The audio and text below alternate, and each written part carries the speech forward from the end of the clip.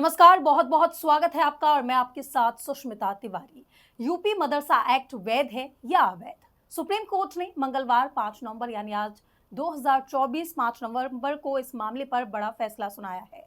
Supreme court ने Allahabad high court के 22 मार्च 2024 फैसले को पलटते हुए यूपी मदरसा एक्ट की संवैधानिकता को बरकरार रखते हुए मान्यता दी है। इलाहाबाद हाईकोर्ट की लखनऊ बेंच ने यूपी मदरसा बोर्ड एक्ट को संविधान के मौलिक ढांचे के खिलाफ बताते हुए सभी छात्रों का जो दाखिला है उसे सामान्य स्कूलों में करवाने का जो आदेश था वो दिया है। सीजेआई डीवाई चंद्रचूड़ के नेतृत्व वाली सुप्रीम कोर्ट की 3 जस्टिस की बेंच ने कहा है कि ये सही नहीं था। सुप्रीम कोर्ट ने मंगलवार को यानी आज दिए गए फैसले में कहा है कि राज्य सरकार शिक्षा को नियमित करने के लिए कानून बना सकती है। इसमें सिलेबस, छात्रों का स्वास्थ्य जैसे कई पहलू शामिल भी हैं। सुप्रीम कोर्ट ने कहा है कि मदरसा मजहबी शिक्षा भी देते हैं, लेकिन उनका मुख्य उद्देश्य शिक्षा ही है। सर्वोच्च अदालत ने कहा है कि किसी भी छात्र को धार्मिक शिक्षा के लिए बाध्य नहीं किया जा सकता है।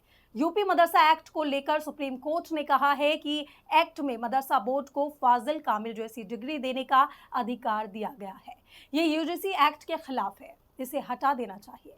सुप्रीम कोर्ट ने कहा है कि डिग्री देना असंवैधानिक है, बाकी एक्ट संवैधानिक है। सीजेआई डीवाई चंद्रचूड़, जेबी पारदीवाला और जस्टिस मनोज मिश्रा की बेंच ने ये फैसला दिया है।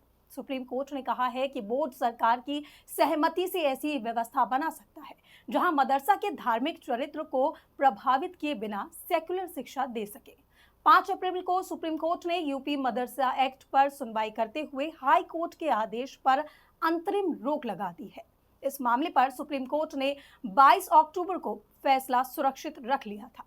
यूपी की योगी आदित्यनाथ सरकार ने सुप्रीम कोर्ट में दाखिल हलफनामे में कहा था कि यूपी मदरसा बोर्ड के जरिए दी जाने वाली कामिल और फाजिल डिग्री न यूनिवर्सिटी की डिग्री के समकक्ष है और न ही बोर्ड की ओर से पढ़ाए जाने वाले पाठ्यक्रमों में के समकक्ष है। इस स्थिति में मदरसे के छात्र उन्हीं नौकरियों के लिए योग्य हो सकते हैं जिनके लिए हाई स्कूल इंटरमीडिएट योग्यता की जरूरत होती है। 22 मार्च 2024 को इलाहाबाद हाई कोर्ट ने यूपी मदरसा एक्ट को असंवैधानिक करार देते हुए धर्मनिरपेक्षता के सिद्धांत के खिलाफ बताया था।